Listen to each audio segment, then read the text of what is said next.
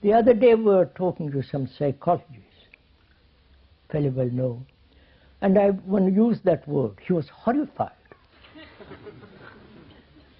He said, "That's old-fashioned word, don't use that word." But one likes that good word.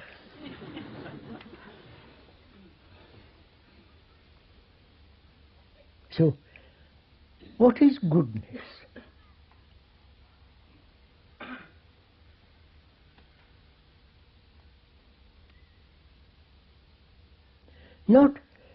It is not the opposite of that which is bad.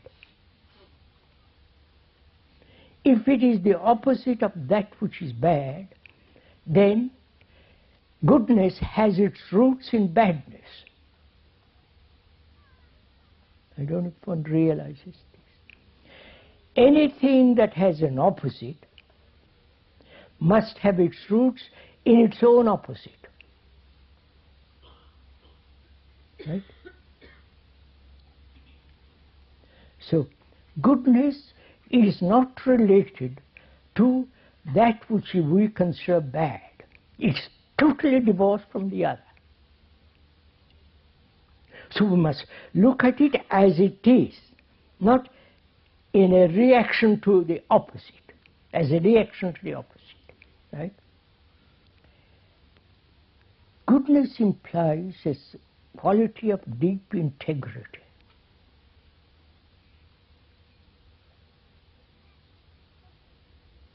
Integrity is to be whole, not broken up, not inwardly fragmented. And goodness also means a way of life which is righteous, not in terms of church or morality or ethical concept of righteousness, but a person who sees that which is true and that which is false, and sustains that quality of sensitivity that sees it immediately and acts. And the word freedom is a very complex word.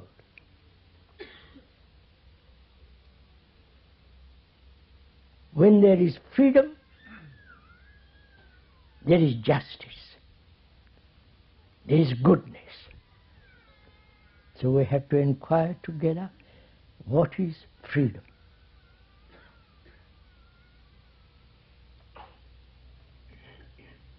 Please, we are going together in this, not just you are listening to the speaker. If you are merely listening to the speaker and getting some ideas out of it, I hope you're not. If you're merely listening to it, then it becomes another lecture, another sermon, and one is fed up with all that kind of stuff. Why don't you just go to church? But if the words ring a bell, if the words awaken the depth of that word, if the word opens up a door through which you see the enormity of that word, not, I want to be free from my anger, that's all rather. Or I have a headache and I must be free from it. Or I have a relationship which is rather tiresome, boring, and I want to get a divorce.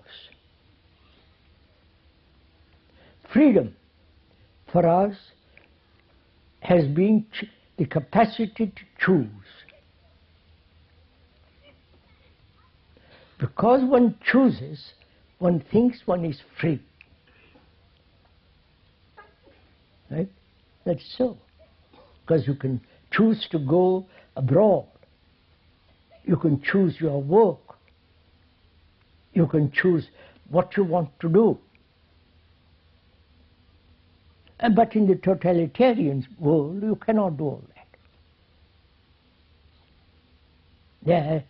They stamp it all down.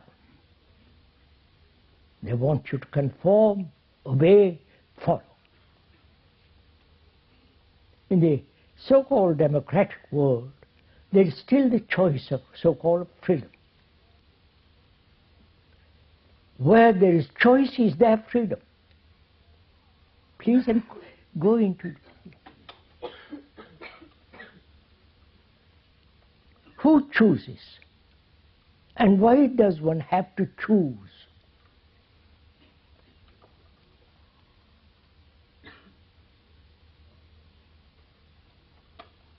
When one is very clear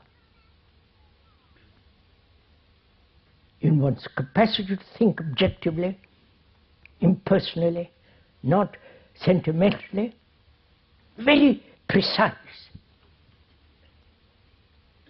There is no need for choice. When there is freedom, that is, when there is no confusion,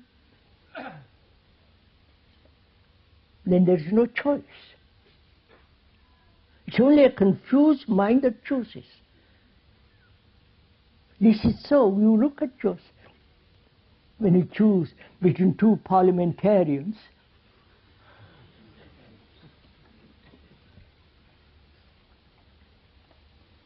you don't know for whom to vote.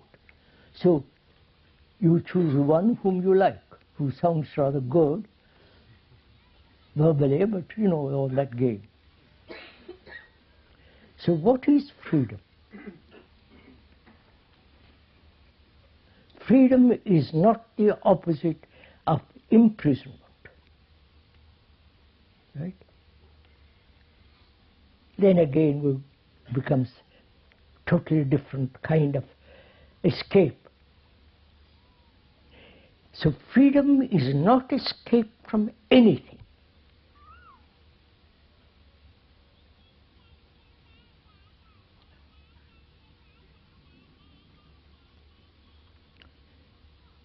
It means a brain that has been conditioned by knowledge, knowledge always limited and therefore always living within the field of ignorance.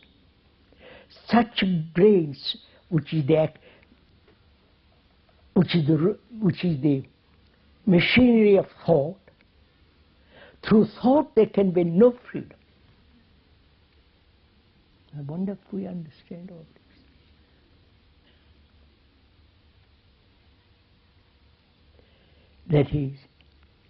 That is, we all live in certain kind of fear of tomorrow, fear of things that have happened yet, in many yesterdays. And we seek freedom from that fear. So freedom has a cause. That is, I'm afraid, I've found the cause of that fear, and now I've got rid of that fear, therefore I'm free. Where there is a cause, the effect can end. Like a disease, if one has, and the inquiry into that disease and the cause of that disease, then that disease can be cured.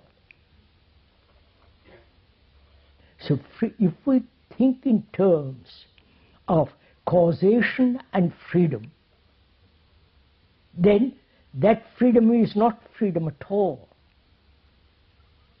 Freedom implies not just a certain periods of life, but freedom right through one's life.